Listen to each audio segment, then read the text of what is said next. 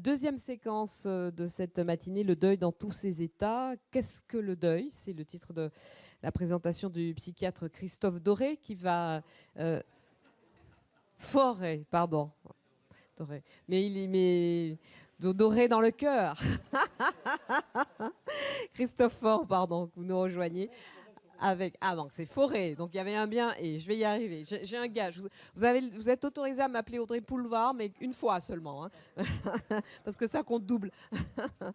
Donc, Christophe Forêt avec Marie Tournigan. Voilà, je vais y arriver.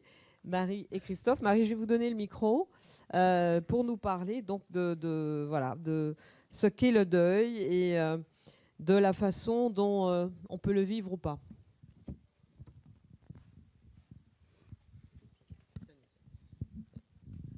Dont on peut le vivre. Pas ou pas. Dont on peut le vivre, on va parler. Christophe. Alors, moi, je me souviens... Je vais te le passer, parce que je vais te poser des questions. Je me souviens d'une petite fille dans un atelier qu'on animait. Elle s'appelle Claire. Elle a 13 ans. Et sa maman s'est suicidée il y a 1 an. Et au bout d'1 an, elle découvre qu'elle est en deuil. Elle pleure, elle va moins bien. Et elle s'aperçoit qu'elle est en deuil. On ne lui avait jamais dit. Donc pour nous, la première chose, c'est peut-être de savoir ce que c'est qu'un deuil. Est-ce que tu peux nous l'expliquer ? Alors déjà, bonjour à tous et à toutes. Déjà, le deuil, c'est un processus... Je vais prendre une image d'emblée, que certains d'entre vous connaissent par cœur, hein, mais pardonnez-moi. Vous vous blessez. Il y a une intelligence innée de votre organisme qui va automatiquement, au-delà de tout effort de volonté et de décision, de force de caractère, mettre en route un processus d'une intelligence insondable pour cicatriser la plaie. Ça, c'est un processus qui échappe à notre contrôle et à notre volonté. Ce n'est pas une question d'être fort ou quoi, ça se passe. Ça, c'est l'image du deuil, c'est un traumatisme par la perte de la personne qu'on a perdue, la rupture du lien émotionnel avec la personne. Qu'est-ce qu'on peut faire de cette plaie ? On va mobiliser là, consciemment, une décision de prendre soin de cette plaie, la nettoyer, mettre un antiseptique, mettre un pansement, et faire ça régulièrement jusqu'à ce que le processus naturel qui est mis en œuvre soit accompagné. Et donc, ce n'est pas les assises du deuil qu'on va voir, c'est les assises du processus naturel de cicatrisation psychique après la perte violente d'un proche et de tous les moyens que l'on peut créer, toutes les conditions favorables qu'on peut créer pour accompagner ce processus naturel de cicatrisation. Donc, il y a le deuil et il y a le processus de deuil qui est quelque chose qui est en fait notre meilleur allié. S'il y a souffrance ou ennemi, c'est la mort de la personne qu'on a perdue. Le deuil, malheureusement, est confondu avec quelque chose qui est néfaste, quelque chose qu'il faut écarter, alors que c'est l'ambulance, c'est l'hôpital qui va prendre soin de cette blessure pour aider à cette cicatrisation. Donc il faut réhabiliter cette notion-là et plutôt que parler de deuil, on va parler de travail de deuil qui est créer les conditions les plus favorables pour accompagner un processus qui, lui, de toute façon, se passe. De toute façon. Donc ça veut dire qu'on a un travail à faire quand on est en deuil. Il y a un travail à faire, une décision qu'on a à prendre. Est-ce que je prends soin de cette plaie ou est-ce que je la laisse aux 4 vents complètement s'infecter sans prendre soin d'elle ? Et quand Laurence parlait d'un travail, j'aime bien l'idée de travail parce que c'est un travail. Le deuil, qui est le processus naturel, on n'a pas de travail à faire. L'intelligence innée de notre corps et de notre esprit est là pour prendre en charge cette réparation psychique qui ne conduira jamais, soyons clairs, à l'apaisement total. Le deuil occupe 100% de l'espace psychique au début et progressivement, le décès et la souffrance occupent 100% de l'espace psychique et le processus de deuil a cette fonction bénéfique, salutaire, indispensable de créer les conditions pour que cette souffrance-là trouve sa juste place à l'intérieur de nous, une place qui restera toujours douloureuse, toujours. C'est là, c'est le lieu du manque, c'est le lieu de l'absence, mais autour de cet espace a été créé un espace suffisamment large pour laisser émerger des temps de bonheur, des temps de joie et d'accomplissement qui permettent de cheminer et d'apprivoiser, pour reprendre le nom d'une association, apprivoiser l'absence, pour apprivoiser cette souffrance et continuer à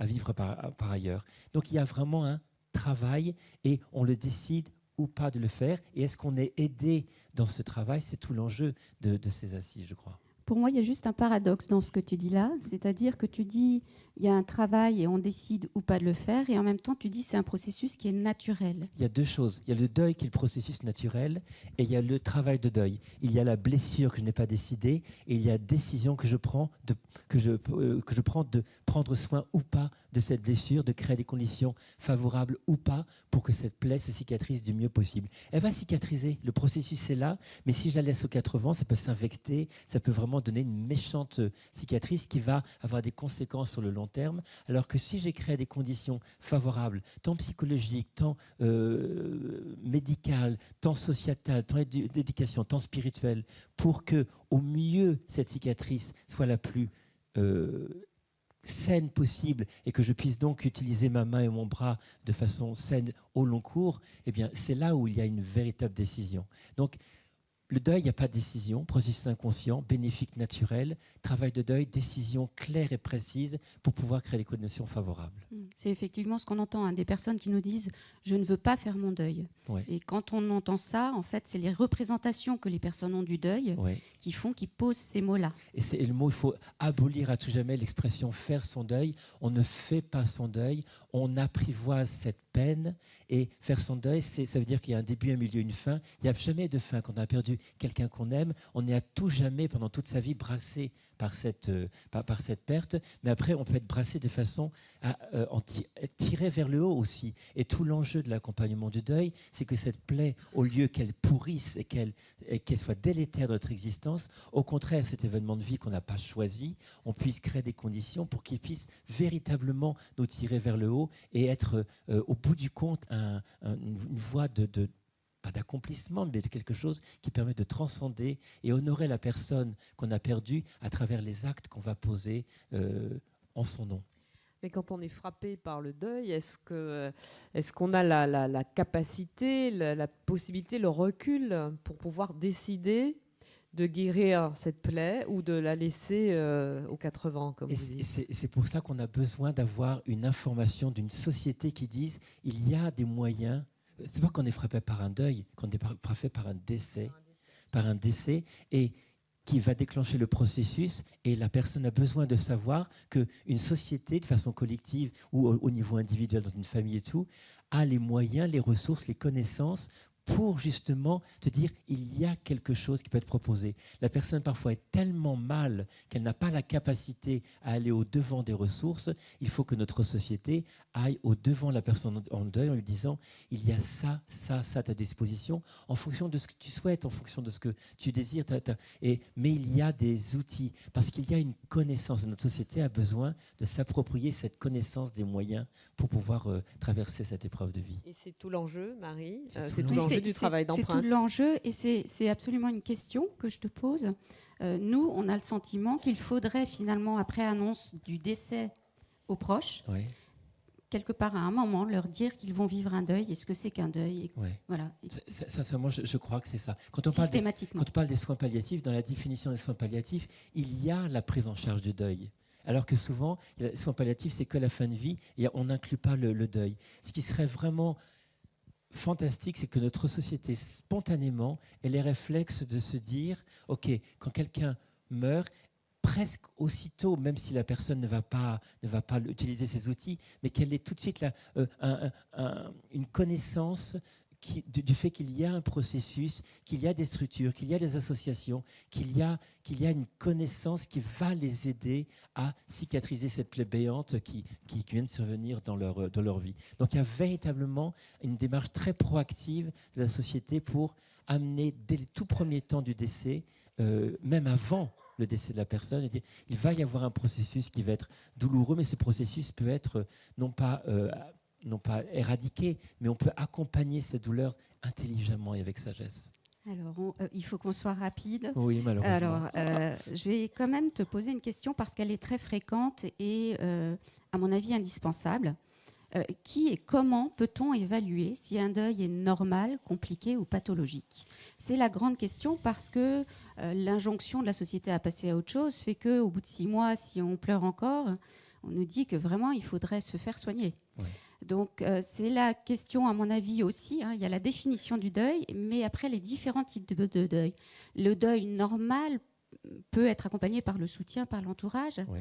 Les autres, peut-être pas. Donc, comment repérer quand on est professionnel? On a ici des professionnels. Comment, quand on est instit, quand on est soignant, on peut avoir quelques repères là-dessus et avoir des indicateurs? Déjà, la première chose à dire, c'est que la plupart des deuils sont des processus qui sont pas compliqués. C'est en fait assez rare, les deuils difficiles et les deuils compliqués, voire les deuils pathologiques, c'est presque exceptionnel. Ça peut être... Il y a des points d'accroche. C'est d'abord, quelle est la nature du décès? Laurence parlait d'un suicide. C'est vrai qu'un suicide est une situation qui crée d'emblée une situation, entre guillemets, à risque pour les personnes en deuil, parce qu'elles ont trouvé la personne à domicile. Et donc, il y a vraiment une composante post-traumatique. Déjà, identifier, est-ce qu'il y a dans ce décès une composante post-traumatique, c'est-à-dire des images qui envahissent, vraiment un envahissement des circonstances qui sont là.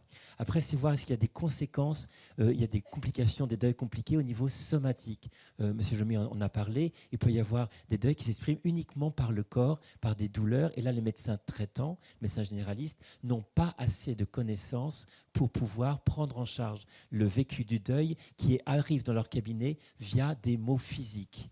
Donc ça, c'est vraiment capital qu'il y ait cette connaissance de pouvoir identifier. Il y a aussi des manifestations au niveau de comportement. Un jeune ado de 17 ans qui a perdu son papa dans un accident de voiture, eh bien, il commence à fumer du cannabis un peu trop, et on se rend compte qu'au lieu d'aller faire un addictologue, c'est pas un addictologue qu'il faut, c'est quelque chose, c'est son deuil qui s'exprime de cette manière-là. Donc il n'y a pas des signes très précis, mais il y a vraiment plein de...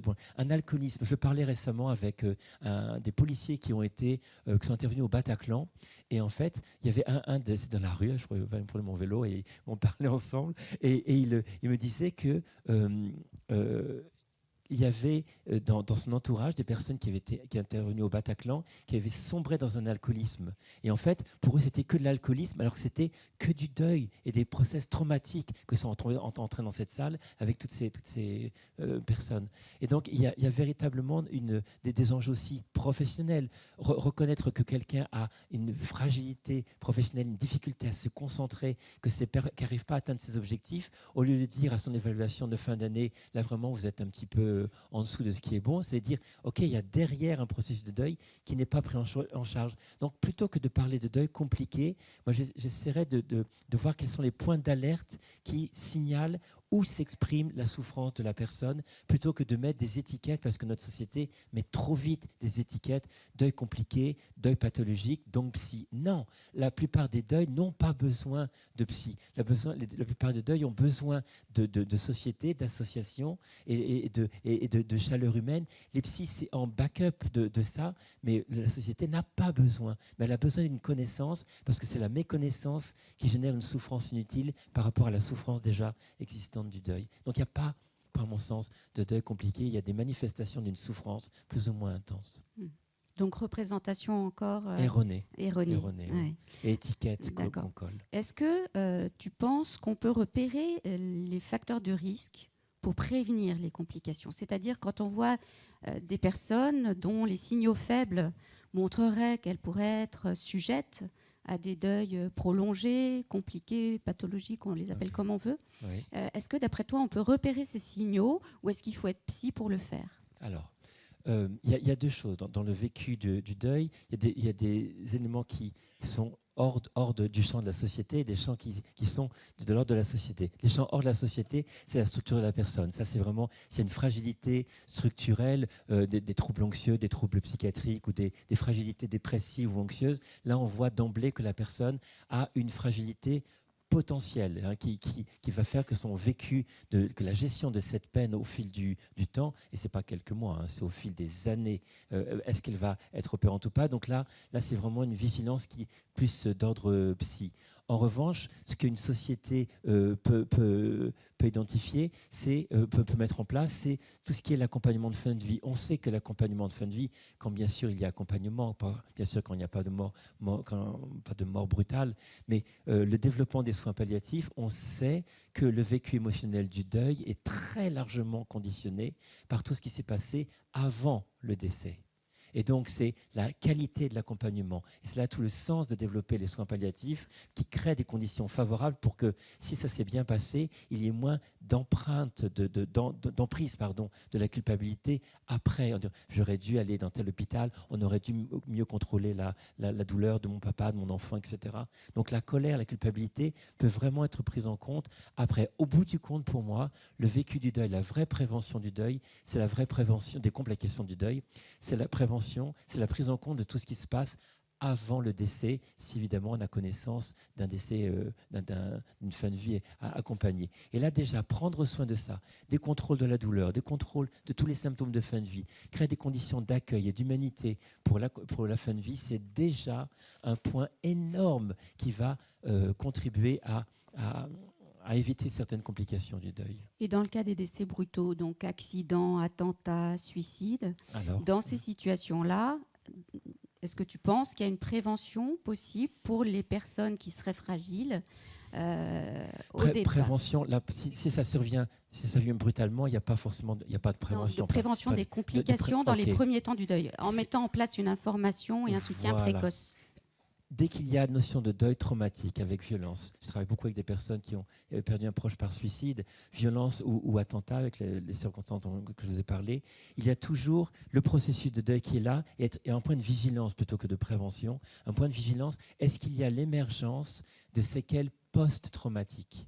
Parce qu'on sait que c'est vraiment ça qui est le plus invalidant dans un déroulé harmonieux du processus de cicatrisation qu'est le deuil. Est-ce qu'il y a des parasitages qui sont, par exemple, des syndromes de stress post-traumatique, des images invasives, des images invasives de la personne décédée ou des cauchemars à répétition, un état de stress constant, si on est tout le temps sur le qui-vive parce qu'une nouvelle catastrophe va survenir, l'évitement des circonstances qui sont de près ou de loin en lien avec le décès, une maman qui ne peut plus prendre le métro ou le train parce que son enfant s'est jeté sous le métro. Donc, un point de vigilance, mais il faut que les professionnels et les éducateurs et dans les écoles puissent identifier, à côté de ce deuil qui se déroule, ce processus de cicatrisation qui se déroule, est-ce qu'il y a quelque chose qui vient interférer et est-ce que cet enfant, ce collègue de travail autre, manifeste des séquelles post-traumatiques? Pour moi, c'est déjà s'il n'y avait que ça pour les deuils traumatiques, en termes de prévention ou plutôt de vigilance,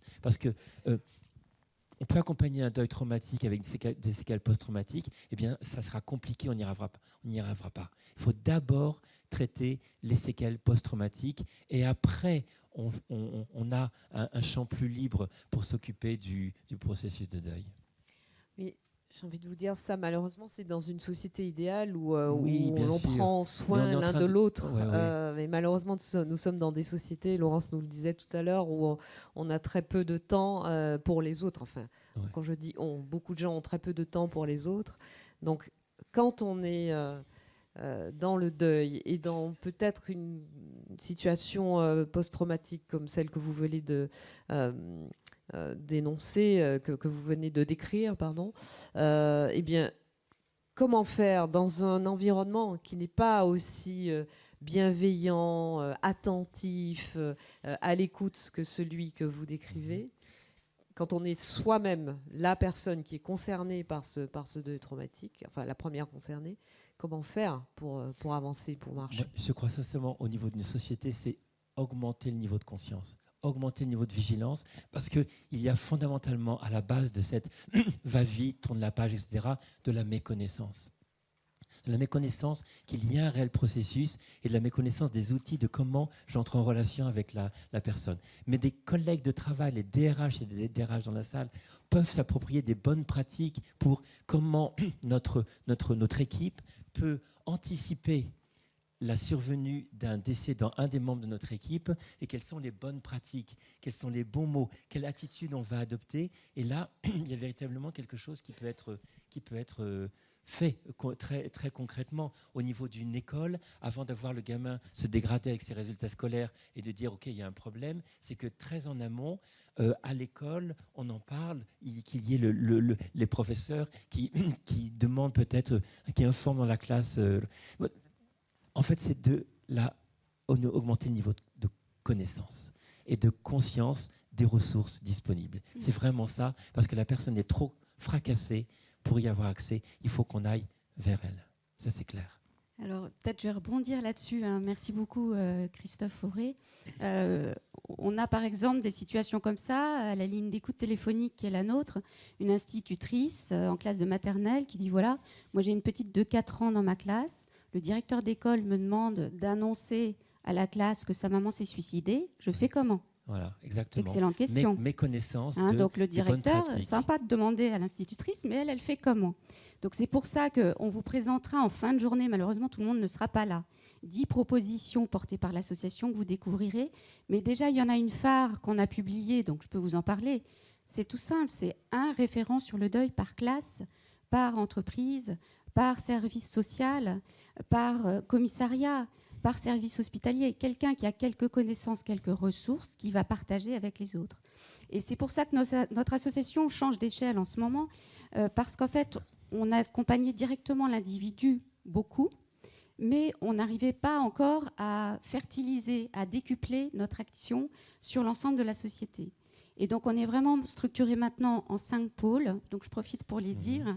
L'aide directe aux professionnels et aux particuliers, la formation par l'organisme de formation, l'information grand public par un site internet, par des publications, la recherche, parce qu'on le verra au cours de cette journée, produire des données, comme disait le sénateur Jomier, objectivables, ça permet d'y travailler. Et puis la dernière chose, c'est la mobilisation, et c'est pour ça que vous êtes là. Donc, merci Christophe de ces juste un éclairages. truc, il faut aussi utiliser, pour que une société ait accès à la personne en deuil, Instagram, Facebook, YouTube, toutes ces choses-là, tous ces réseaux sociaux qui sont indispensables pour que l'adolescent qui n'ira jamais voir un site d'association ait sur un Instagram quelque chose qui lui dise « Oh, tu sais, le deuil, c'est ça », enfin un truc vraiment avec presque du hip-hop derrière. Il dit « Ouais, ok, tu sais, tu peux prendre soin de toi, etc. » Et ça peut avoir un accès direct à lui, et si on n'utilise pas les outils 2.0, c'est idiot. Ah, voilà. C'est génial. Je pensais pas que ça sonnerait. Désolée. Voilà, merci beaucoup donc, à Christophe Fauré et Marie Tournigan. Merci beaucoup. Je souriais, Christophe, en vous entendant parler d'Instagram et de hip-hop, parce qu'en général, quand nous, adultes, essayons de parler aux jeunes comme eux se parlent entre eux, le succès est rarement au bout du chemin.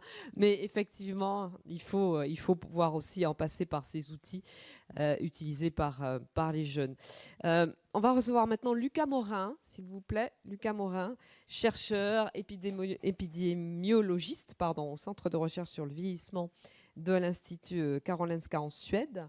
Alors, est-ce que vous voulez être au pupitre ou ici? C'est comme vous voulez.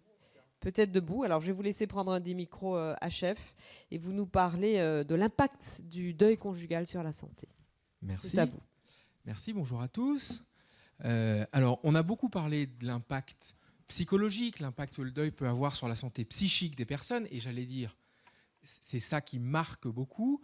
Moi, je vais faire un pas de côté, je vais essayer de vous montrer qu'au-delà de cet impact qui est réel, qui est bien compris, même si c'est parfois un peu sous-estimé, qui est à mon avis bien perçu par chacun d'entre nous et par nos camarades, nos collègues, nos membres de famille, il y a un impact sur la santé physique, la santé somatique. Je suis content de revoir Bernard Jomier, que j'ai connu dans une vie professionnelle précédente. Et Bernard Jomier est médecin généraliste, a été médecin en HAD. Moi, je vais vous parler de la partie de l'impact du deuil sur laquelle le système de santé peut et doit essayer d'aller réduire les conséquences négatives que peut engendrer la perte d'un proche. C'est un peu compliqué. Alors moi, je suis chercheur, je suis épidémiologiste, donc je manipule des chiffres. Je vais vous le dire tout de suite pour que ce soit clair pour tout le monde. Ça veut dire aussi que moi, je ne regarde la réalité que par le petit bout de la lorgnette, c'est-à-dire le bout de la lorgnette qu'on peut mesurer et quantifier. Donc tout ce que je vous dis, c'est bien sûr une toute petite partie de la réalité de ce que vivent les gens qui sont endeuillés. Mais c'est la partie qu'on peut mesurer et donc on peut aller utiliser pour changer un peu la vie de ces gens. Ce qui est difficile à quantifier, c'est le nombre de personnes qui chaque année sont affectées par la perte d'un proche. Vous avez en gros 600 000 décès par an en France. On dit souvent que chaque décès affecte de manière particulière 4 à 6 personnes. Donc une manière de quantifier les besoins, entre guillemets, ce serait de multiplier ce nombre par 4 ou 6. Et donc vous auriez entre 2 et 4 millions de personnes qui chaque année seraient affectées et auraient besoin peut-être d'un accompagnement et d'un support pour traverser les mois et les années qui suivent la perte d'un proche. C'est pas facile à dire. C'est pas facile à dire parce qu'on ne sait pas. C'est un chiffre qu'on donne un peu au doigt mouillé et en réalité, on n'en sait trop rien. Ce qu'on sait en revanche, c'est que sur les 600 000 personnes qui décèdent chaque année en France, vous en avez 224 000 qui étaient mariées au moment de leur décès et donc qui laissent derrière elles un conjoint. Je ne pense pas que ce soit très controversé de dire que ceux-là, on est à peu près certain que la perte de leurs proches, ça les affecte directement, durablement, et il y a des chances que ça les affecte beaucoup. Le CREDOC va vous présenter les résultats de l'étude qui a été menée cette année sur la manière dont ces conjoints en particulier, mais aussi les fratries, peuvent vivre dans les mois qui suivent la perte de ce proche. Moi, je vais insister sur l'autre partie qui est celle de comment vont ces gens en termes de santé, quel est l'impact que la perte de ce proche, et notamment du conjoint ou du frère ou de la sœur, a sur la santé somatique des gens. C'est un sujet qui n'est pas nouveau. C'est un petit peu comme le suicide, ça fait partie des premiers sujets dont les sociologues et les démographes se sont emparés au début du XXe siècle. Et vous avez là un des premiers articles publiés dans le Lancet, qui est une revue médicale britannique, qui date de la fin des années 50 et qui s'intéresse à est-ce que les veufs et les veuves ont une surmortalité par rapport à ceux qui continuent à être mariés. Et c'est un sujet qui a beaucoup mobilisé, en particulier les démographes dans le monde anglo-saxon dans les années 70 et 80, et qui ont noté qu'en moyenne, les gens qui sont veufs ou veuves ont une surmortalité aux alentours de 25% par rapport à des gens qui ont le même âge, le même sexe et qui sont mariés. La difficulté, c'est que ça vous dit, est-ce que le fait d'être veuf ou veuve, par rapport à être marié, est-ce que ça fait que vous avez plus de chances de mourir dans l'année qui suit ? Mais ça ne dit pas exactement, est-ce que ça, c'est le fait d'avoir vécu la perte d'un proche ou est-ce que c'est le fait de vivre seul, tout bêtement ? Donc la question, c'est est-ce que c'est une corrélation ou est-ce que c'est un lien de cause à effet ? Et c'est quelque chose qui est important parce que si je viens vous parler aujourd'hui et si on veut pouvoir utiliser tout ce que je vais vous raconter pour convaincre les décideurs publics qu'il y a des solutions à trouver à un problème, il faut que j'arrive à vous convaincre que c'est un problème et c'est un problème qui est lié à la perte du proche. Alors, quand on essaie de trouver des liens de cause à effet, en particulier en santé publique, souvent on utilise le hasard. On prend un groupe d'individus et on les répartit en 2 groupes parfaitement distincts. Un groupe auquel on va par exemple donner un médicament ou un groupe à qui on va proposer un service social, un groupe à qui on va proposer une ligne d'écoute téléphonique, et puis un groupe à qui on ne va rien proposer, on va laisser tout simplement chez eux la vie suivre son cours. Et puis, c'est un petit peu le concept du médicament contre placebo, si vous voulez. Et puis ensuite, on va regarder si, chez ceux qui ont reçu le service ou l'intervention ou le médicament qu'on propose, eh bien, il y a moins d'accidents vasculaires cérébraux, est-ce qu'il y a moins de troubles post-traumatiques, est-ce qu'il y a moins de dépression sévère, etc., etc. Et donc, si vous observez ça dans une étude qu'on dit randomisée, ça vient de l'anglais random, le hasard, eh bien, vous allez dire, les gens qui ont reçu le médicament par rapport aux gens qui ont reçu un placebo, ils avaient 2 fois moins de chances d'avoir un AVC après. Ce genre d'études, c'est très commun dans le monde pharmaceutique, ça. Et on comprend pourquoi. Mais la première difficulté et la première limite, je vois des gens qui se demandent pourquoi Brad Pitt apparaît à l'écran. Parce qu'il est beau. La deuxième chose, c'est que ces essais cliniques, ou ces essais qu'on dit randomisés, ils ont un désavantage majeur, c'est qu'ils nous font croire que tout le monde ressemble à Brad Pitt. Et c'est pas vrai. Je suis désolé. Si on est attentif à ça, ça s'appelle le problème de la généralisabilité. C'est-à-dire qu'on observe l'effet d'un médicament ou l'effet d'un service social, l'effet d'une nouvelle assurance, l'effet d'un nouveau produit d'accompagnement des personnes, mais on va l'observer chez Brad Pitt. Et on n'est pas tous Brad Pitt. Si on y est un petit peu attentif, si on essaye de faire participer à l'étude des gens qui ressemblent plus à Monsieur Tout-le-Monde, et qu'on a un peu de chance, éventuellement, on va voir lui. Mais on n'est pas non plus tous Sean Connery. Parce que la personne qui nous intéresse, c'est elle. La personne chez laquelle on veut savoir si le deuil ou pas le deuil, ça a un impact, c'est lui. Et lui ou elle, ils participeront jamais à un essai randomisé contrôlé. Parce qu'ils sont vulnérables, parce qu'ils ne comprennent pas forcément le bénéfice de participer à ça, parce que parfois ils ont des troubles cognitifs qui font qu'ils ne peuvent pas donner leur consentement pour participer à ce genre d'études. Et donc on a un biais énorme qui est que pour démontrer un lien de causalité, il faudrait le démontrer chez une population qui n'est pas celle qui nous intéresse. Le deuxième problème, c'est qu'on ne peut pas tout randomiser. On ne peut pas diviser les gens en deux groupes de 8 personnes. Vous avez un exemple qui est sorti il n'y a pas longtemps, ça a fait beaucoup de bruit dans les médias, c'est est-ce que le fait de consommer au quotidien une grande quantité d'aliments ultra transformés a un impact sur la santé ? Ouais, on imagine difficilement une étude où on dirait maintenant il y a la moitié de la salle, vous allez bouffer du pâté sous vide et l'autre moitié des légumes bio, parce que ça ne marche pas. Ça n'est pas une intervention qu'on peut manipuler en laboratoire. D'autres exemples, ce serait, est-ce que l'éducation a un effet sur la santé ? On imagine éthiquement difficilement une intervention, on dirait maintenant, il y a la moitié des gamins qu'on va envoyer au collège, et puis l'autre moitié, vous vous dépatouillez. Parce que éthiquement, pratiquement, c'est pas facile, mais éthiquement, ça pose question. Vous comprenez maintenant où je veux vous emmener. Vous imaginez difficilement qu'on puisse mener une étude randomisée, expérimentale, pour savoir si le deuil a un effet sur la santé. Parce qu'on n'est pas dans un pays où on peut zigouiller la moitié de la salle en disant « pas de bol, vous êtes dans le bras qui reçoit l'intervention ». Je le dis de manière un peu crue, mais c'est volontaire. Et c'est la raison pour laquelle on en est un peu réduit à utiliser une option qui n'est pas l'option idéale, mais qui est celle de l'épidémiologie. Ce n'est pas idéal parce qu'on ne fait qu'observer ce qui se passe. Et que les gens qui sont endeuillés, les gens qui perdent un conjoint, les gens qui perdent un frère ou une sœur, ce n'est pas les gens qui ne perdent pas un conjoint. Vous voyez ce que je veux dire ? C'est que quand on perd son conjoint à 75 ans, on n'a probablement pas tout à fait les mêmes caractéristiques que quand on perd son conjoint à 95 ans. Parce que peut-être, on partage les mêmes habitudes de vie. On a perdu son conjoint d'un cancer du poumon. Le conjoint peut-être fumait. Le conjoint avait une consommation d'alcool plus importante que la moyenne. Si on est le conjoint de cette personne, il y a des chances qu'on partage ces caractéristiques-là. Et donc, la raison pour laquelle peut-être il va nous arriver un pépin après, c'est peut-être pas simplement parce qu'on a perdu notre conjoint, mais c'est parce qu'on partage les mêmes habitudes de vie, les mêmes caractéristiques sociales, la même consommation de tabac, etc. Voilà ce qu'on a fait en Suède, parce qu'on est dans un... Moi, je vis en Suède, en Scandinavie, et en Suède, on a accès à ce qu'on appelle en France des données médico-administratives, c'est-à-dire des données qui sont collectées pour moi, pour vous, à chaque fois qu'on a un contact avec le système de santé, à chaque fois qu'on va chez le médecin généraliste, à chaque fois qu'on souscrit à une assurance complémentaire, on génère des données. C'est le cas en France.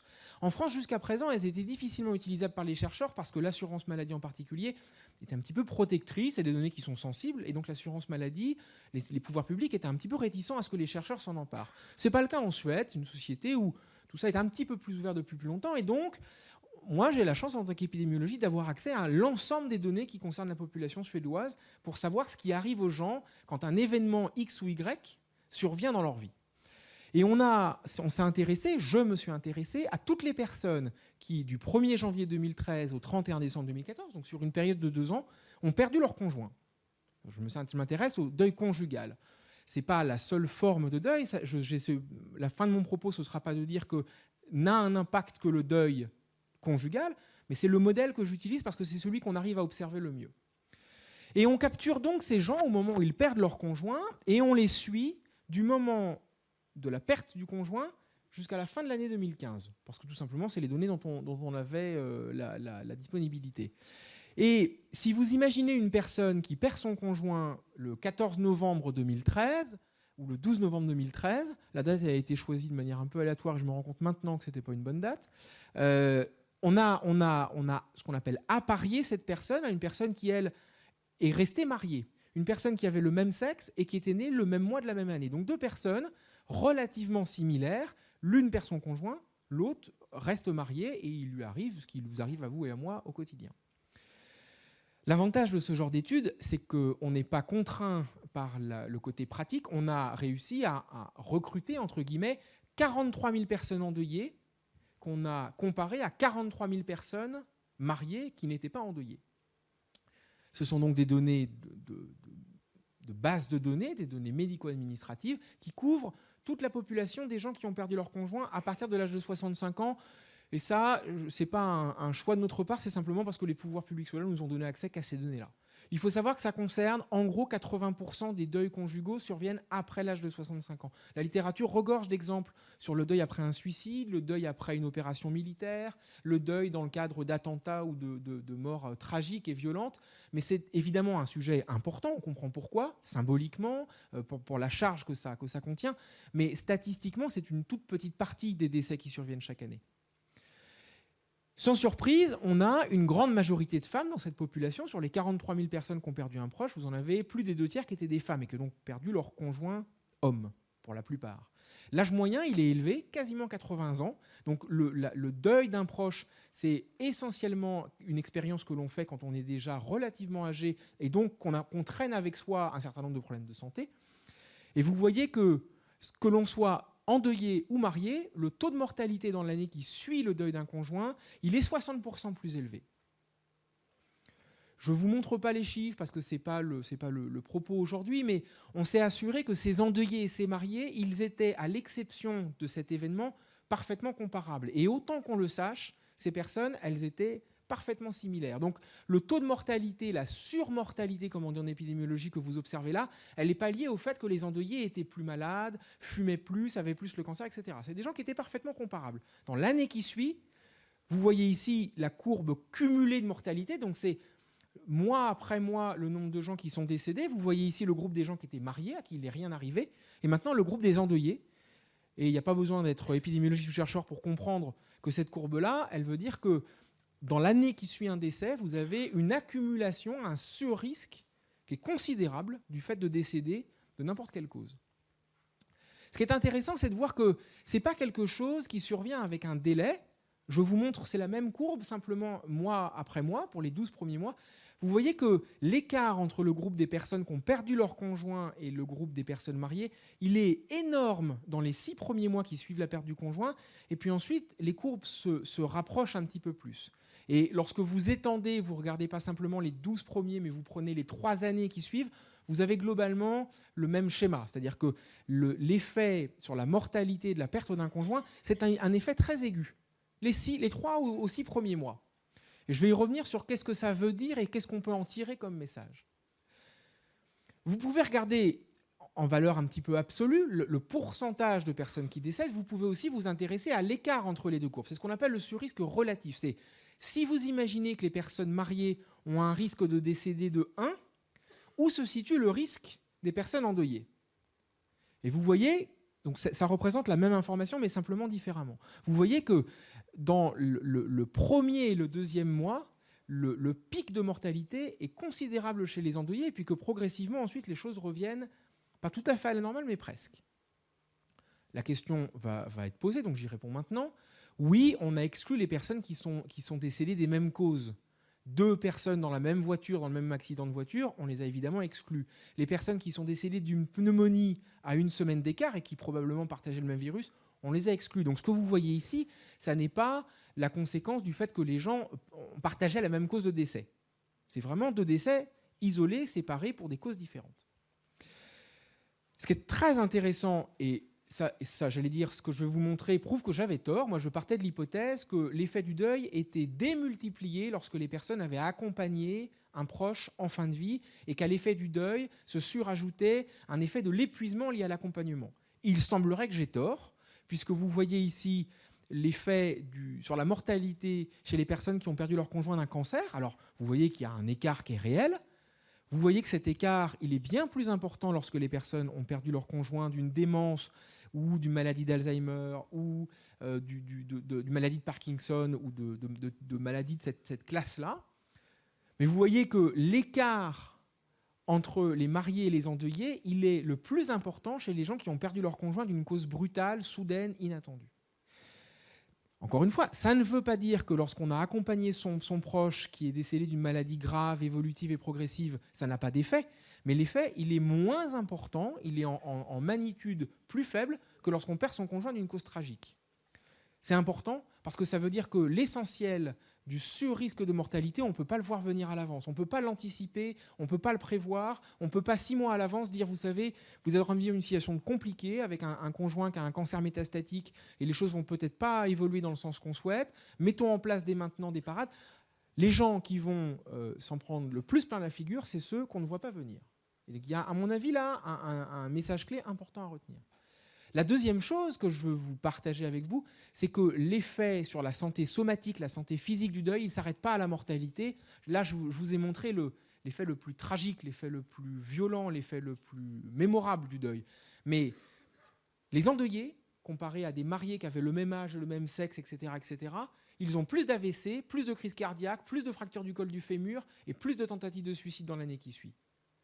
Donc ce n'est pas qu'un effet sur la mortalité, c'est un effet sur des causes graves de morbidité, sur des choses qui handicapent durablement ces personnes, et ça se vérifie pour tous les outcomes, pour tous les critères qu'on a regardés. Absolument tout.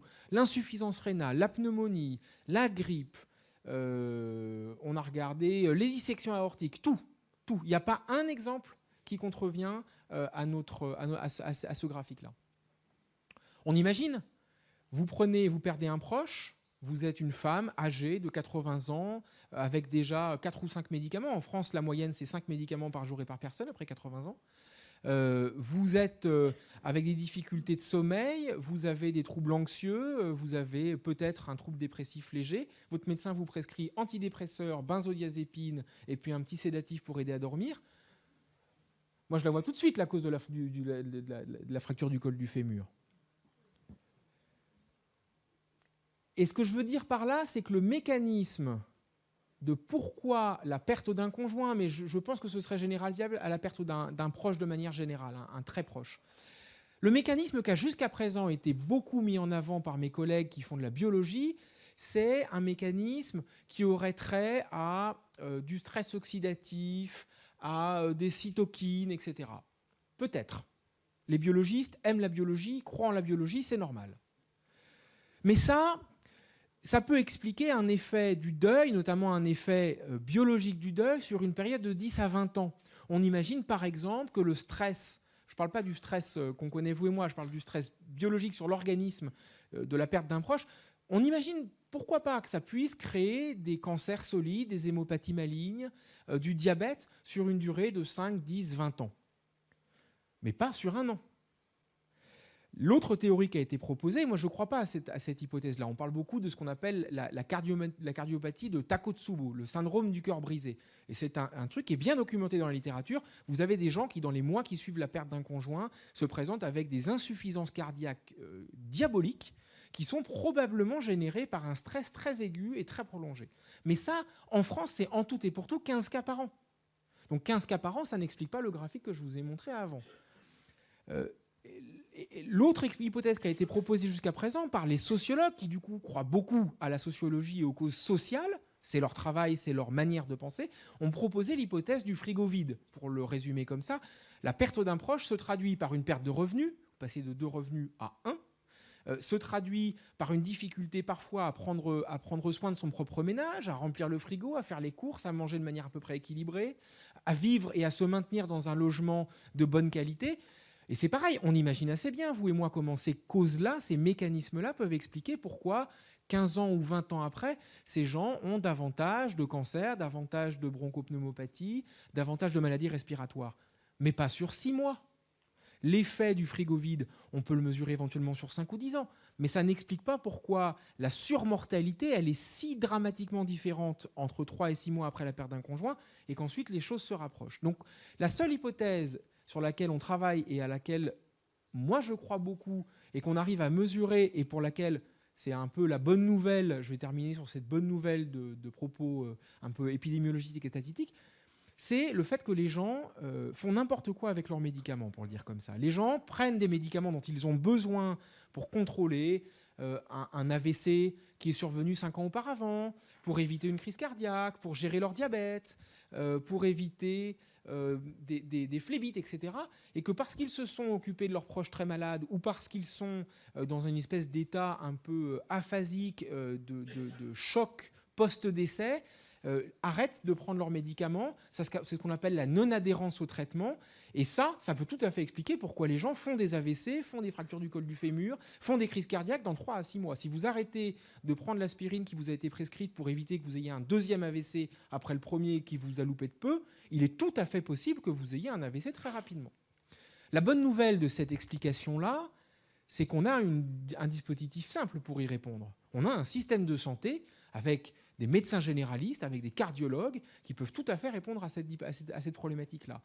Dire aux personnes, vous venez de vivre la perte d'un conjoint, vous êtes épuisé après des mois d'accompagnement, ou vous vivez la perte d'un conjoint avec un décès très traumatique, très difficile à surmonter, il est probable que dans les premiers mois, vous ayez un petit peu du mal à ajuster vos propres traitements et à prendre soin de vos propres affaires. Il faut qu'on mette ensemble des stratégies en place pour éviter ça. C'est tout à fait faisable. On le sait le faire. Les médecins généralistes, c'est leur travail de faire ça. Ils sont formés pour ça, pour mettre en place des stratégies préventives pour éviter la survenue d'événements indésirables. En conclusion, on a besoin d'une politique de prévention, et j'insiste sur le mot prévention, pour essayer d'aller taper, d'aller chercher là où on peut trouver des solutions immédiates pour répondre à un surrisque de mortalité, de morbidité qui est immédiat. On n'a pas 10 ans devant soi. Si les gens doivent faire un AVC ou une crise cardiaque, c'est dans les 3 à 6 mois qui suivent. Donc il faut aller vite. Et pour aller vite, il faut s'appuyer sur ce qui existe. Et j'allais dire ça, c'est le tissu de la médecine de ville, c'est le tissu des infirmières libérales, c'est le tissu des services sociaux, c'est le tissu peut-être des conseils départementaux. On a un service de protection maternelle infantile organisé par les conseils départementaux.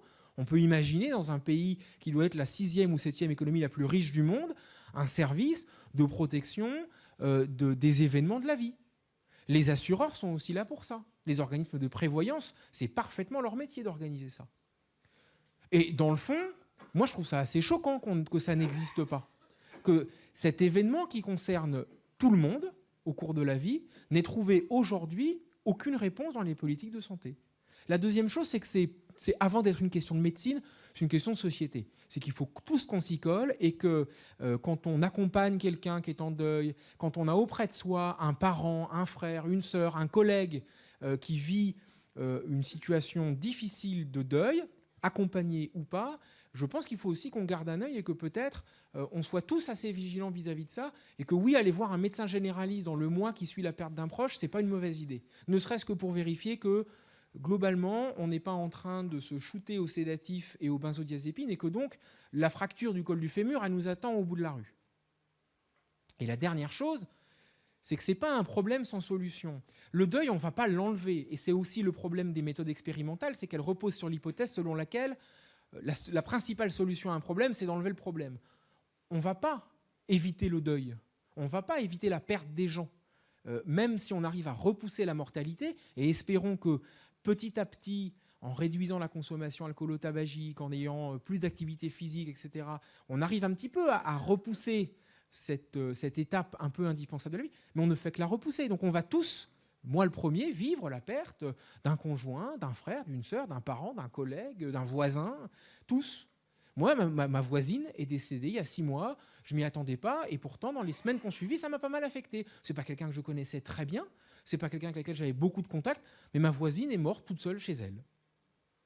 Et forcément, on cogite, parce que je suis un être humain foutu comme tout le monde, et qu'a priori, à moins d'être un pervers total, ça chamboule. Et donc, je suis content que ma compagne garde un œil sur moi. Je suis content que ma compagne, de temps en temps, ait un peu soit sur le qui-vive, et s'assure que globalement, je ne sois pas en train de dévisser. Mais il y a des actions efficaces pour ça, et il y a des actions qui ne coûteraient pas 1 euro, pas 1 centime. Une consultation de médecine générale pour tout le monde quand on perd un proche. De toute façon, les gens, ils iront la faire, la consultation de médecine générale. Ce n'est pas des investissements en plus. Merci de votre attention.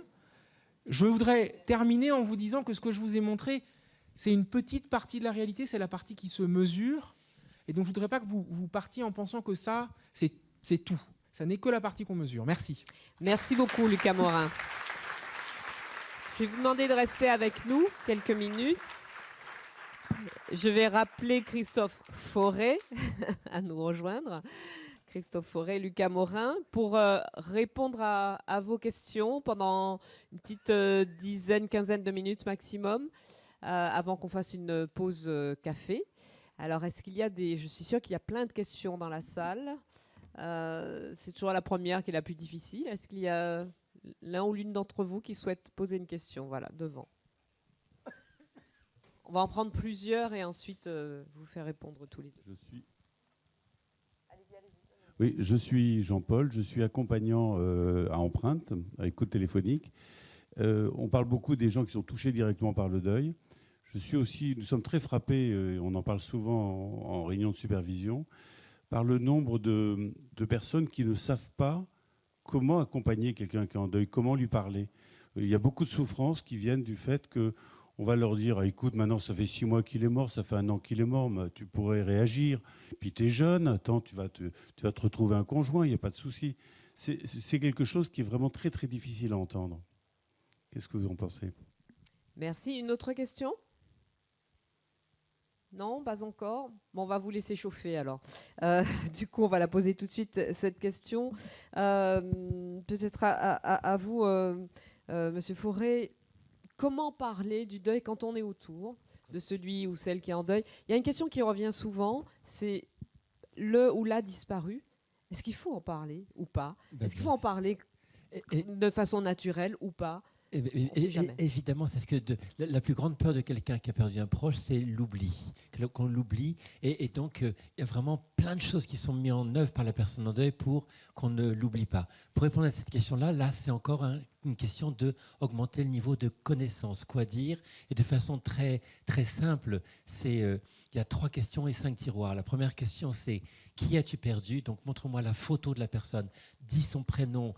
Raconte-moi le lien qu'elle a avec elle, ce que vous avez vécu avec elle. Donc, quelle est votre histoire? Parce que le deuil, c'est justement lié à l'interruption de ce lien émotionnel. Donc, qui as-tu perdu? C'est tout simple. Tout le monde sait le faire, ça. Ça fait venir les larmes. C'est pas parce que ça fait venir les larmes que ce n'est pas quelque chose qui c'est maléfique. C'est au contraire parce qu'il y a une catharsis émotionnelle que ça va aider. Deuxième chose, c'est raconte-moi ce qui s'est passé. Raconte-moi le récit de ce qui s'est passé, l'intervention chirurgicale, le cancer, le parcours de cancer, ou l'accident, ou l'attentat, ou le suicide, ou l'AVC, etc. Raconte-moi ce qui s'est passé. Là encore, c'est venir des émotions, mais là encore, la personne sait qu'en face, quelqu'un sait l'accueillir. Et la troisième question, c'est où en es-tu? Il y a 5 niveaux. Où en es-tu au niveau somatique? Comment va ta santé?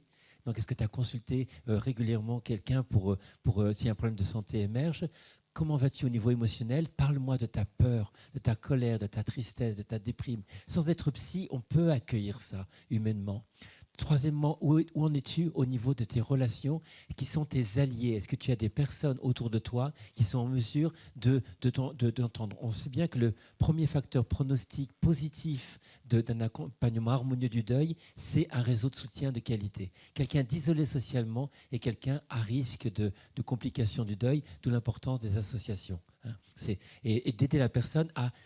Déjà, la première chose, la cheminer vers une association, par exemple. Et le dernier, c'est le troisième, c'est où en es-tu au niveau social, au niveau quasiment matériel? Parce que parfois, les gens sont dans des situations matérielles tellement précaires que la première urgence n'est pas le soutien émotionnel, mais le soutien de trouver un nouveau travail, trouver un logement et tout. Et la dernière, c'est où en es-tu au niveau spirituel, qui est aussi une dimension qui est fortement impactée par la personne. Qui as-tu perdu? Parle-moi de ce lien de la personne. Raconte-moi ce qui s'est passé. Où en es-tu au niveau physique, au niveau psychologique, au niveau relationnel, au niveau matériel, au niveau spirituel? Ça, tout le monde peut le faire, mais si on ne sait pas que ces 3 questions et 5 tiroirs existent, eh bien on ne le sait pas. Donc il faut vraiment augmenter notre niveau de connaissance et c'est simple.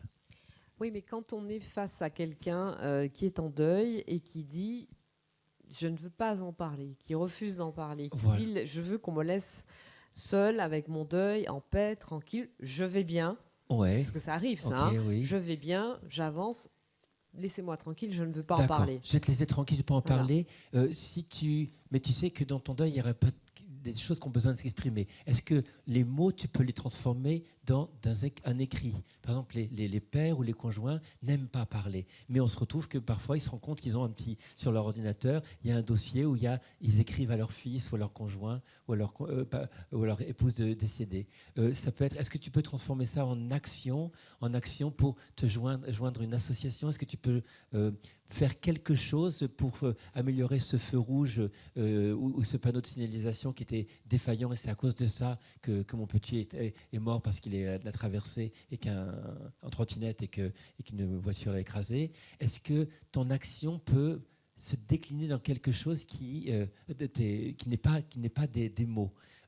Et ça, c'est très masculin, de faire passer le vécu du deuil via de l'action, alors qu'il est plus féminin de faire passer le vécu du deuil via des mots. Il y a plein de modalités. On s'imagine qu'il faut aller voir un psy, qu'il faut vraiment se... Non, du tout. Il y a plein de choses. Ça peut être aussi comment je peux apprendre, mais ça c'est après plusieurs années, comment je peux apprendre de ce que de cette perte et de ce chemin que j'ai parcouru, pour moi aussi être en mesure d'aider en retour. Et ça peut aider aussi à donner du sens à cette perte qui, a priori, on n'a pas. Alors, Lucas Morin a utilisé tout à l'heure le mot handicap Oui. à propos du deuil. C'est vraiment comme ça qu'il faut le considérer, c'est-à-dire ne pas avoir peur de considérer que le deuil peut être un handicap. Le mot handicap est trop stigmatisé. Là, c'est vraiment fragilité, vulnérabilité, comme n'importe quelle personne qui a une fracture, qui a une blessure importante. Elle n'est pas handicapée, elle est dans une situation où son corps est fragilisé pendant un temps, et la guérison va être proportionnelle à la qualité des soins qu'on va apporter. Donc, en enlevant le mot handicapé, on va dire blessé, vulnérabilisé, comment moi je vais aider à créer des conditions favorables pour sortir de cette vulnérabilité, même s'il restera toujours un petit peu, comment je vais t'aider à cicatriser au mieux tes blessures. C'est ça le fond. Et Lucas, j'imagine que si vous avez utilisé ce mot-là, c'était aussi pour montrer qu'il faut prendre vraiment en compte tous les effets induits dont vous nous avez parlé. Oui. Ouais, le handicap, c'est pas le deuil, c'est que l'une des conséquences sur la santé du deuil, c'est que les gens peuvent avoir, par exemple, des AVC qui les handicapent. Le handicap, c'est pas le deuil. Le handicap, c'est l'une des conséquences possibles. C'est parce que les gens, une fois qu'ils se sont brisé la hanche, qu'ils ont chuté, ou encore une fois qu'ils ont fait un AVC ou une crise cardiaque massive, les gens peuvent être ensuite handicapés à vie.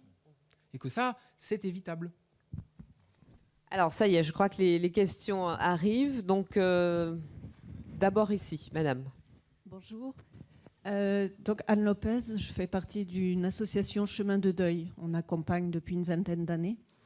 Là, ce qui me vient, c'est par rapport justement à cette urgence d'aller bien. Et je m'interrogeais là, il y a quelque temps en me disant, et pourquoi pas un congé pour le deuil ? Et ça m'est venu parce qu'il y a eu, comme ça, de façon consécutive, 2 témoignages de personnes qui avaient donc perdu leur... l'une, c'était le conjoint, l'autre, c'était un enfant, et qui sont allées chez leur médecin juste parce qu'elles ressentaient le besoin de temps. Et le médecin a pris une feuille et a commencé à mettre des tranquillisants, somnifères, voilà. Et la personne a eu, en disant, mais non, je ne vous demande pas de médicaments. Et la réponse a été, prenez-les, sinon vous n'aurez pas votre congé. Bon, partir avec l'ordonnance, après, je sais pas exactement. Et pourquoi pas, effectivement, socialement, reconnaître qu'il y a un besoin de temps. Alors, pas forcément arrêter le travail si la personne... Parce qu'il y a des personnes qui se sentent mieux en continuant à travailler. Mais, je sais pas, sur les 3 premières années, avoir la possibilité de s'arrêter, justement, pour prendre le temps et aller vers les ressources. Et puis la deuxième petite chose, très rapidement, madame. Est-ce qu'on pourrait aussi interroger le deuil dans ce mouvement qui est un mouvement par rapport à la perte? Et si justement par rapport aux connaissances, on parlait plus facilement dès l'enfance de qu'est-ce que c'est que vivre une perte? Alors, perte de personne, mais la perte de l'animal. En fait, toute notre vie est une succession de pertes et on ne prend pas le temps, où on n'ose pas parler de ce qui se passe en nous dans toutes ces pertes successives et qui font la vie. Merci beaucoup, madame. On prend votre question ici au 4e rang. Merci beaucoup pour ces assises du deuil. Nous sommes deux, Philippe Duperron et moi-même, de l'association 13-11-15, Fraternité Vérité. Nous avons perdu nos enfants le 13 novembre. Outre le traumatisme, bien sûr, de perdre un enfant, de le perdre de manière brutale, les circonstances de l'attentat, nous avons vécu tous à peu près un traumatisme supplémentaire quand nous nous sommes rendus à l'Institut médico-légal. Et s'il y a bien un endroit où il faudrait qu'il y ait un référent deuil, voire plusieurs, étant donné les circonstances, évidemment, il y avait beaucoup de familles endeuillées, mais nous avons été nombreux à devoir chercher nos enfants, à se dire que finalement, puisqu'on ne les trouvait pas, il était possible qu'ils soient là-bas. On les a trouvés, effectivement. On nous a accueillis et on nous a dit bah oui, c'est possible, décrivez-nous comment il était habillé. Oui, peut-être. En gros, rentrez chez vous. Pas on vous écrira, mais on vous appellera dans les jours qui suivent pour vous confirmer, pour vous expliquer, etc.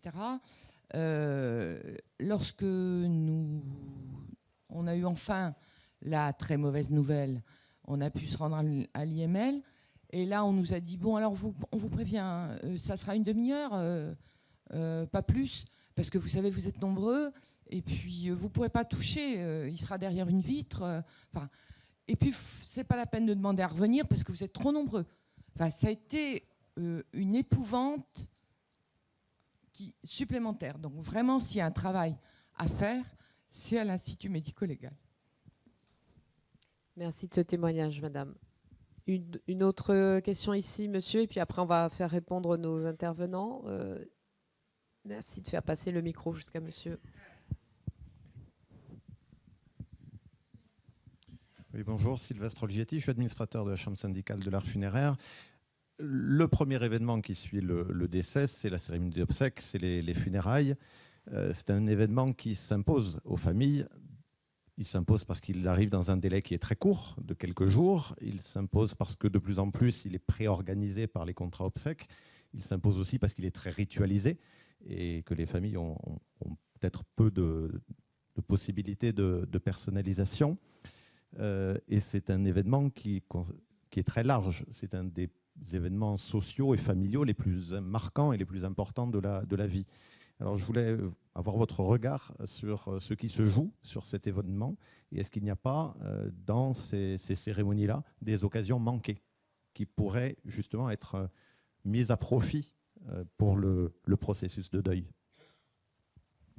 Merci. Alors, ce sont des questions vastes sur le congé pour le deuil comme une nécessité aussi de temps, évidemment, mais peut-être même de temps de silence pour faire face.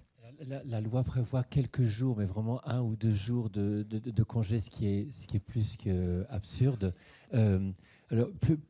Alors, bien sûr, mais ça, c'est le législateur qui a ça entre les mains. Est-ce qu'il faut un temps d'arrêt? Et la plupart du temps, c'est des arrêts de travail, hein, la plupart du temps, qui sont derrière des diagnostics de dépression qu'on met quand on fait l'arrêt de travail. Mais en fait, c'est du temps de respiration qui sont là, mais il n'y a pas d'autre recours que de faire un arrêt de travail pour donner ce temps à cette personne-là sans qu'elle fasse un arrêt sans solde. Mais au-delà de ça, ce temps-là pourrait être généré alors qu'il y a quand même l'activité professionnelle, générer quand même un espace où il garde l'ancrage professionnel qui est vraiment extrêmement aidant pour les personnes, mais en même temps, dans ce temps-là, un espace suffisamment souple pour que la personne puisse respirer entre les deux. Donc, elle garde les bénéfices de l'insertion sociale et professionnelle et garde en même temps un espace pour elle. Parce que très souvent, dans le travail, les personnes n'osent pas dire qu'elles ont besoin de se poser parce que s'ils disent, si mon boss voit que je demande un arrêt de travail ou un temps de repos, il va considérer que je ne suis pas performant et donc ma promotion va passer à quelqu'un d'autre. Donc, dire que j'ai besoin de souffler est peut-être perçu par l'entreprise comme un aveu de faiblesse, un aveu de faiblesse, et donc la personne va se taire et ne va pas se donner ce temps nécessaire. là, c'est les législateurs qui doivent parler, mais aussi les DRH au sein des sociétés pour souffler. Parce que les personnes qui ne travaillent pas ont davantage cet espace. Encore faut-il que cet espace, il est un contenant, et les associations, notamment, sont un remarquable contenant pour ça. Lucas, comment ça se passe en Suède ? En Suède, il n'y a pas de congé particulier pour le deuil. En revanche, la perte d'un conjoint ou d'un membre de la fratrie permet aux gens de se mettre en temps partiel, un petit peu comme en France, on a un temps partiel thérapeutique que l'employeur ne peut pas refuser. Mais c'est parce que c'est une société avec un État-providence, comme on dit, qui est beaucoup plus fort que ça n'est le cas chez nous, et parce qu'il y a une volonté de permettre aux gens, entre guillemets, de revenir, de prendre leur temps pour revenir au travail, pour qu'ils reviennent au travail plus vite. L'un des paradoxes de notre système actuel, c'est qu'à vouloir forcer les choses, à vouloir accélérer un mouvement qui lui refuse de s'accélérer, le deuil, on finit par retarder les choses et par empoisonner un petit peu la relation que les personnes peuvent entretenir avec leur monde du travail. Sur la question de la perte, comment parler de la perte, comment parler du deuil, c'était la deuxième question de notre intervenante, et du fait que, voilà, des pertes, on en connaît évidemment tout au long de l'existence, elles ont plus ou moins de gravité, plus ou moins d'importance. Évidemment, le décès d'un proche, le travail de deuil ensuite, c'est une perte particulière. Et il est déterminé, pour rejoindre directement votre question, effectivement, il y a un énorme travail à faire à l'Institut médico-légal. Énorme, parce que beaucoup de personnes que j'accompagne et qui ont vécu des deuils traumatiques, je n'accompagne que les deuils traumatiques, sont très fortement impactés, malheureusement souvent négativement, par les conditions de derrière la vitre, de ne pas pouvoir toucher leurs proches, de ne pas pouvoir avoir ces gestes quasi viscéraux, de pouvoir prendre dans ses bras. Et là, il y a vraiment un travail de fond et de formation, là encore, pour accompagner ces deuils-là.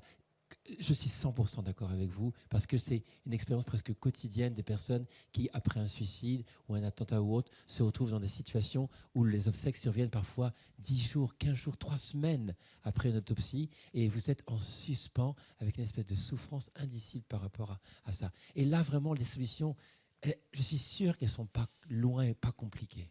Alors justement, vous parlez des obsèques. La dernière question portait sur la cérémonie des obsèques, de deuil, l'accompagnement du décès. Comment, là aussi, mettre des moments, des paliers qui permettraient de rendre le deuil presque plus, pas plus collectif, mais plus entouré, plus bienveillant. Moi, il me semble qu'on a... La question est bienvenue. Il y a un manque d'invention autour de nouveaux rituels. Le fait que les institutions religieuses qui avaient une cérémonie très cadrée, très standardisée, avec des étapes qu'on connaît tous, qu'on a bien intégrées depuis qu'on est enfant, le fait que ça cède le pas laisse un peu la place à rien, avec, on le voit, des personnes qui sont pour elles-mêmes très demandeuses d'une incinération, mais qui disent que quand elles assistent aux obsèques de quelqu'un qui se fait incinérer, elles trouvent ça absolument horrible. Et je confirme. Pas d'avoir été incinéré, mais que effectivement, l'incinération, qui est souvent quelque chose qui se trouve dans des familles ou chez des personnes qui sont décédées et qui n'étaient pas forcément intégrées dans une congrégation religieuse ou dans un rituel religieux, c'est très vide. C'est très vite, c'est assez artificiel. On essaye de faire avec 3 bouts de ficelle, de recréer un peu de rituel, mais tout ça sonne un peu pastiche ou un peu pacotille. Et là, c'est trouver du temps, c'est trouver des moyens de recréer du rythme et de recréer une manière de se parler, de se voir, de se dire des choses sans forcément se dire des choses. Et là, c'est pas une posture d'expert ou de chercheur, c'est quelque chose d'assez simple, qui est le constat qu'effectivement, moi qui ne suis pas croyant et qui n'ai pas de pratique religieuse, je me retrouve un peu à poil quand il s'agit d'avoir des rituels ou de remettre de la cérémonie et de la forme dans des événements qui sinon sont un peu difficiles à traverser ensemble. Alors justement, puisque vous venez de Scandinavie, la Suède a un rapport un peu différent au deuil, mais Moi, j'ai constaté par exemple qu'au Danemark, et singulièrement à Copenhague, le rapport à la mort, le rapport à la disparition, le rapport au deuil est très différent. Et par exemple, à Copenhague, il y a un parc public très fréquenté qui est aussi un cimetière. C'est-à-dire que vous êtes dans un parc et puis bon, alors vous n'êtes pas obligé d'être concerné par les personnes qui sont enterrées là. Vous êtes dans un parc en train de jouer avec vos enfants et il y a des tombes et qui sont évidemment très respectées. Mais je veux dire, les disparus, enfin, je sais que certains n'aiment pas ce mot de disparus, mais les décédés, ceux qui ne sont plus là, bien finalement restent dans la vie quotidienne, mais dans la vie quotidienne de tous, y compris de ceux qui ne sont pas leurs proches ou leurs connaissances. Est-ce que c'est un processus qui vous semble enviable finalement ? Peut-être. Je pense surtout que c'est anecdotique. Les sociétés scandinaves sont des sociétés protestantes sécularisées. Moi, pour y vivre depuis 6 ans, ce que je vois surtout en Suède, c'est qu'une fois que les gens sont morts, ils sont morts. Et qu'il y a une place très faible qui leur est laissée. Il y a une proportion beaucoup plus importante de gens qui se font incinérer avec quelque chose qui, moi, me paraît manquer un peu de poésie et un peu de côté un peu charnel, qui est que les gens sont dans un funérarium, et c'est dans un endroit bien spécifique, et encore une fois, de la même manière que ce sont des sociétés qui ont un état-providence très fort, mais des solidarités interindividuelles très faibles, c'est des sociétés où la proportion de personnes âgées qui vivent et meurent seules, chez elles, toutes seules, avec des services funéraires et des services de secours qui disent être envahis d'appels de gens qui appellent parce que ça pue chez eux, parce que leur voisin est mort depuis 3 semaines et que personne s'en est inquiété, c'est un phénomène qui nous choque beaucoup en France. On a des anecdotes du SAMU à Paris qui racontent ça, mais ça reste du domaine de l'anecdote. Je peux vous dire qu'en Scandinavie, c'est pas de l'anecdote, c'est en train de devenir la norme, et que cet exemple du parc de Copenhague, qui a d'une certaine façon son parallèle avec le cimetière du Père-Lachaise à Paris, dans des proportions différentes, c'est un peu anecdotique. C'est surtout des sociétés où une fois que les gens sont morts, il faut qu'ils fassent la place, il faut qu'ils disparaissent pour faire la place à ceux qui arrivent. C'est mon sentiment. Oui, très rapidement. Très rapidement, juste une réponse par.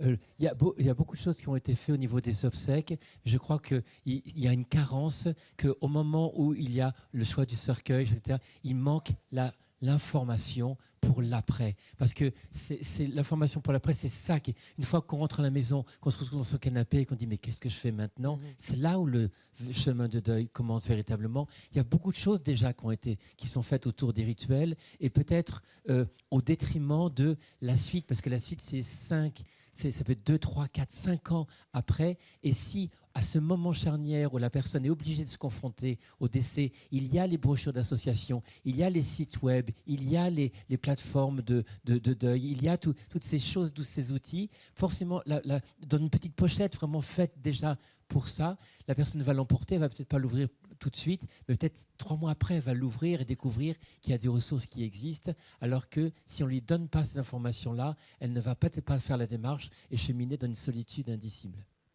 Merci beaucoup. Il y a encore une question de la représentante du ministère de la Santé. Nous écoutons. Bonjour. Oui, donc je suis Laure Salomé, donc je travaille au ministère des Solidarités et de la Santé, à la Direction générale de la Santé, donc qui est en charge des politiques de prévention. Et je suis particulièrement chargée de la politique de prévention du suicide.